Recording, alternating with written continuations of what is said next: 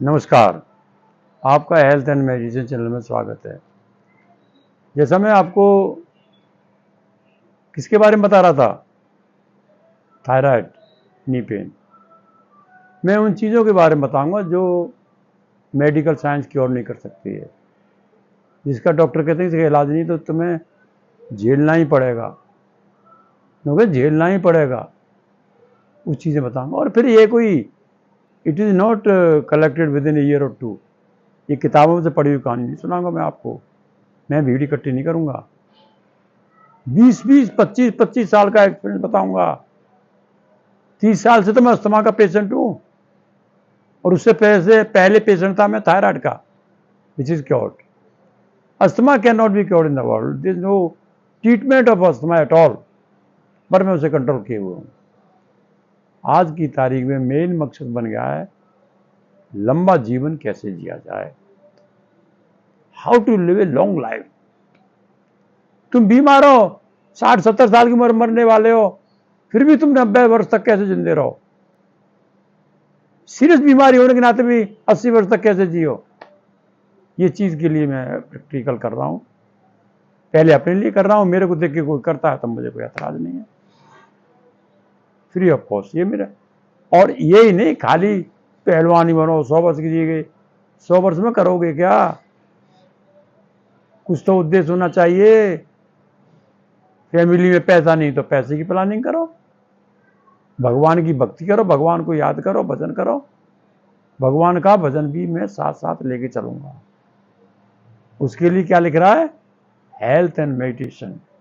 Health माने स्वास्थ्य और मेडिटेशन माने भगवान का भजन। दोनों चीज पहले लेके चलूंगा भाई मैं। और मैं कहीं कुछ नहीं, सब ऊपर एक कृपा है। आप मेडिटेशन करो, you can come to know everything of the world. Meditation करने वाले भगवान होते हैं, और नहीं है तो बन जाते हैं। कबीरदास जी मेडिटेशन करते थे, नानक जी मेडिटेशन करते थे, और सबसे बड़े संत रविदास जी मेडिटेशन करते थे। और आजकल तो मेडिटेशन को झलक मिल जाए इकट्ठे कर लेता है, चाहे बाद में जेल में चला जाए। मेडिटेशन माने ट्रू पर्सन ऑफ सोसाइटी। मैं तो उनको मानता ही नहीं जो मेडिटेशन नहीं करते। मेडिटेशन माने गॉड, नहीं है तो बन जाओगे। हर एक व्यक्ति को गॉड बनना है। तो I will come back to the my object. क्या है? थायराइड। थायराइड गले में होता है, आवाज नली के चारों तरफ लिपटा रहता है, और जब उसमें इन्फेक्शन होता है और जब उसमें प्रॉब्लम आती है, आवाज भी बदल जाती है।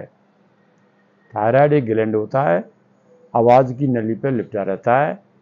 मैं सोच समझ के इसलिए बोलना पड़ता है कि जो मेरे श्रोतागण है उनमें कोई डॉक्टर भी तो हो सकता है। कल कोई लेटर लिख दे, टेलीफोन कर दे मेरे को, ये तो पैर में होता है जी। अच्छा जी, मुझे नहीं पता जी। तो वी मस्ट नो थायराइड क्या होता है, क्या फंक्शन है।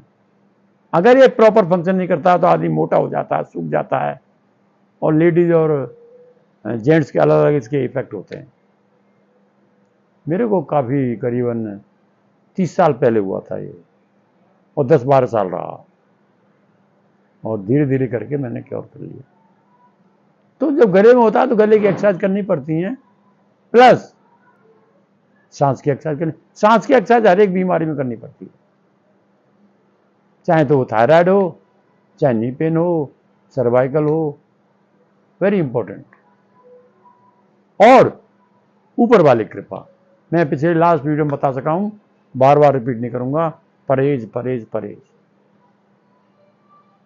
सुई की नोक की बराबरी भी गलत काम मत करो, उसे परहेज कहते हैं।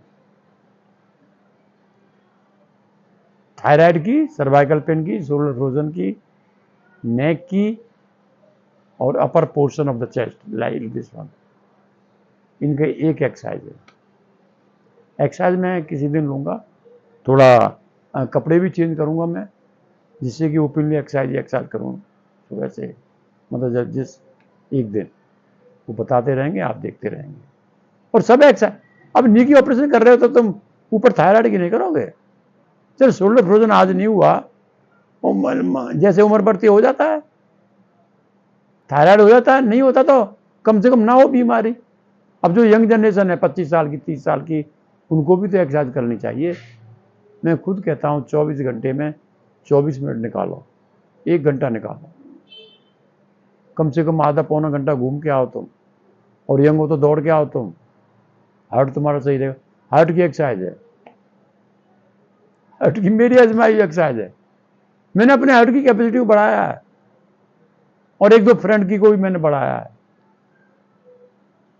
यार हमें साइंस भी मानती है इस बात को, तो मैं पहले ही बता चुका हूं, साइंस भी इस बात को मानती है कि बॉडी में नेचुरल एक फैक्ट्री है, ऑटोमेटिक मेडिसिन और नर्वस सिस्टम को डेवलप करती है, मेडिसिन बनाती है, जिससे जो बीमारी हुई है वो स्वतः ही क्योर हो जाती हैं। If you do pranayama other thing, that factory ज़्यादा काम करती है, एक्सीलरेट करती है, और बीमारी जल्दी ठीक हो जाती है। इसके बारे में हम अगली वीडियो में चर्चा करेंगे। आज के लिए इतना। थैंक यू एंड नमस्कार।